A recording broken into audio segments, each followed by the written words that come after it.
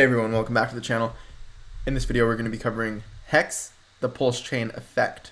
So if you like this kind of quantitative and qualitative hybrid analysis on not only HEX but PulseChain and more, leave a thumbs up, be subscribed by the end of the video if you aren't by now. Let's get to 2,900 subscribers. We just got to 2,800 I think today, so thank you so much. Let's get to 2,900. And with that said, let's go ahead and chat a little bit about this PulseChain Effect. So I've gotten a few comments asking whether I think the launch of PulseChain, PLS, pHEX, all these PRC20s, whether I think this new launch will affect HEX in a positive or negative way. And we're going to approach this question from a first principles framework. So you ask yourself, what causes the price of HEX to go up or down? And I'm talking about just, you guys call it EHEX, but I like to just call it HEX. I think it's a better brand. What causes it to go down? It's just people selling. At the end of the day, it's just people selling. It's more people selling than people buying. Net sell pressure, right? That causes price to go down. And so when I see this question of people asking me, do I think sacrifice phase will cause, or PulseChain launch, do I think it'll cause HEX to dump? My answer is generally no. And my explanation is usually, my summary is usually like, I don't see any negative externalities for HEX during the launch phase. You could argue this, and if you do actually know of any, leave them in the comments below, because I don't know of any that I've thought of. But again, if you can think of one, leave it in the comments. I'd love to know. And my general outlook on this is, number one, sacrifice phase is incoming. It's not rocket science to assume that a large majority of the sacrificed coins will be HEX. And so that's not selling HEX, right? That's simply sacrificing it, giving it to someone else, and, well, hoping they don't sell, right? Which we have strong evidence to suggest that any sacrificed HEX will not be sold on market, right? That's a whole other topic, but we do have strong evidence to suggest that is the case. And so will sacrificing HEX cause the price to go down? The price of HEX? No, because you're not selling it on market. Well, okay.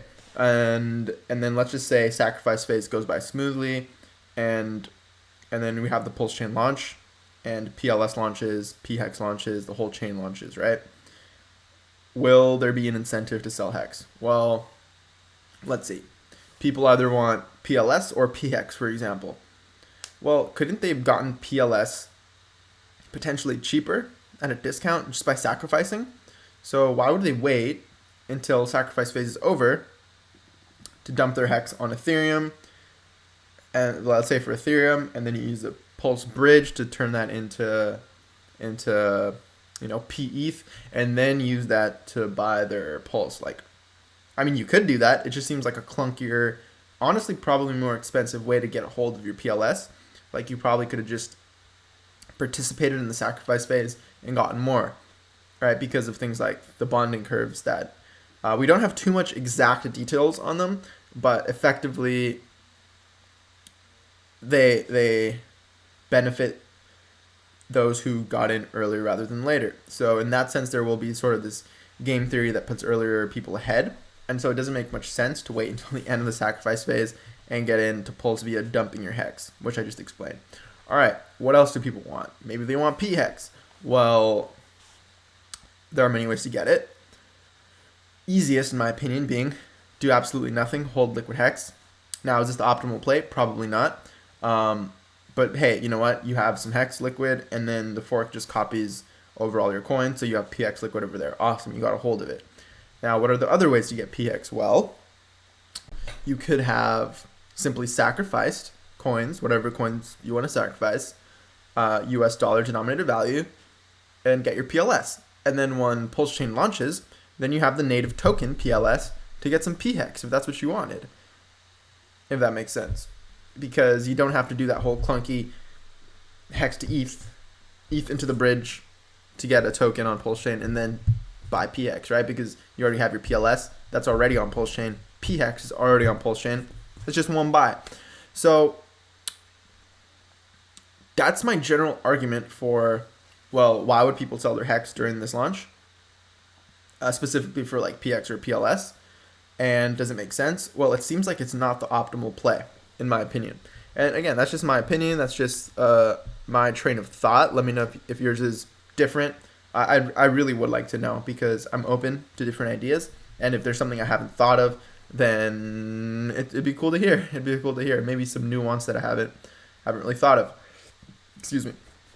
So that's my general outlook. Now, can the price of HEX go down during all of this that I explained, during the sacrifice phase, post-launch, all that? Of course. But do I think it would be because of, specifically the launch of PLS or pHEX or any of that? I don't. I think if you are to see any significant related dumping of HEX on market for the launch, it would be for people trying to game the time bonding curve. So maybe say everyone is expecting HEX to run up during the sacrifice phase, and you know what, maybe it does. Maybe on days 1 through 10, I don't know, days 1 through 20, first half of the sacrifice phase.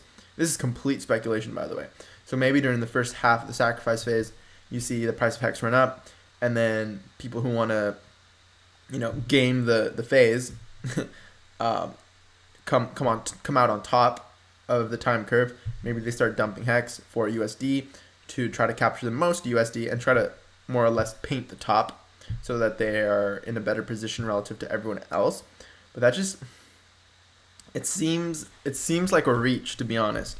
But hey, if you guys want to play that speculation game, try to paint the charts, I mean, by all means, do your thing. But again, even whales can't just move markets at will. Like, what am I trying to say? I'm trying to say that it's not easy to paint a chart, even if you're a whale, because you do have the rest of the market potentially acting in the other direction against you. If they're working in the same direction as you, awesome. But if not, even market makers can get wrecked, is my point. It's not as easy as having a big stack and then getting a risk-free profit, right? There's no such thing as that. And so that's sort of my general outlook on why I think the PulseChain, PLS, PRC20 launches won't negatively affect HEX as much as people think. On the contrary, I think it'll be a great supply sink. Therefore, in theory, making HEX more valuable. Now, you probably won't see an immediate, shot up in price when you start seeing sacrificed coins, although you might. But all I'm getting at here is that becoming a supply sink for coins is long-term bullish. I'm not necessarily sure if it'll be short-term immediate bullish, but I do know that it will be long-term bullish because you have these coins that aren't being sold, that aren't circulating on market, therefore driving up the scarcity, and the obvious supply-demand curve gets, you move along the supply-demand curve where you have reduced supply, equal or increasing demand, boom, higher price, right? Economics 101. So that's my general outlook. Let me know what you guys think. I'd love to hear your thoughts. But other than that, we can end on a TA note. So if you've been watching the videos for a while, I've been talking a lot about this 20-day MA, 21-day EMA ribbon. And lo and behold, we had a candle close like right fucking above it. And if you've been paying attention, then you know that I've been drawing these horizontal lines here on the top of this ascending triangle, because at the end of the day, retesting this resistance level as support is very bullish. I remember tweeting something out around like over here or so. And what I was saying was, sure, price breakout is the exciting part, but price confirmation over here is arguably more important. Right? I said it's arguably more important. And I think that tweet got like 4 likes. So no one likes the boring shit. Like, no one likes, okay, price confirmation, okay, boring, when moon, right? Like, no one likes that. But once price is tearing 1 penny every day, you get hundreds of likes on your tweets. So it's just the nature of markets, nature of market psychology, I think.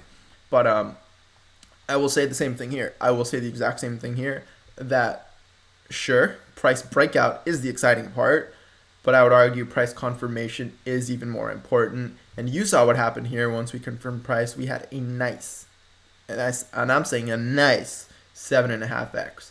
So do the math, right? Just do the math. I think it looks good. I saw some tweets saying, you know what, we retraced back to the 61.8% Fibonacci level, which I actually haven't looked at that, but hey, let's take a look at that. Yep, lo and behold, right to the, which is at like 667 or so, is our Fibonacci retracement level. And yeah, I mean, we have retraced back to that point plenty of times. Like if you look at this one over here, this run up, we had a nice, we actually went down to 0.382 on this one, but back to the 0.618 on this one. So that's a little more bullish. If we look at something like this, where did we trace back to on this one? The 0.382. All right, well, if we were to retrace back to the 0.382 on here, that's approximately 4.6 cents. I don't see it going there personally. I think we had a strong support on not only these moving averages, but like I was saying, on these actual levels of resistance. So we are at a significant Fibonacci level. We are at a significant level on moving averages, or at a significant level on in terms of prior resistance turning support. So I think it looks good. But you could argue, well, if we've seen dips down to the 0.382 Fibonacci, you could argue for high fours, low fives. It would just be another opportunity to buy the dip. I'm generally bullish. I think this market can still go up because this is a clear uptrend. I'll just continue to say that. You have your higher high and your higher low compared to over here, assuming you don't count this tiny dip over here. So, and even if you do, then you could say, well, is this an ABC? Maybe. But overall, we've had a 34% dip, which again, we've seen dips like that in the past during the run up on the way from, under a penny to pretty much 10 pennies, such as this 32% dip. And we've pointed them out in prior videos, just these 50% dips, absolute insanity. So we've seen bigger dips on the way to the top of our rallies. So it's not to say that something like this will happen again, but we've seen big dips. I think this looks good, personally. I think this is a textbook price confirmation. I'll probably tweet about that in a second, see how many likes that gets. Probably not much, but hey, we'll see. Appreciate you watching. Thanks so much for tuning in. Be subscribed right now, most definitely, if you aren't already. Let's get to 3,000 subscribers by the end of the month. Let me know your thoughts on the PulseChain launch, whether you think my analysis of, I don't think there are any negative externalities on the HEX price during this PulseChain launch. I'd love to hear your thoughts. Let me know in the comments below.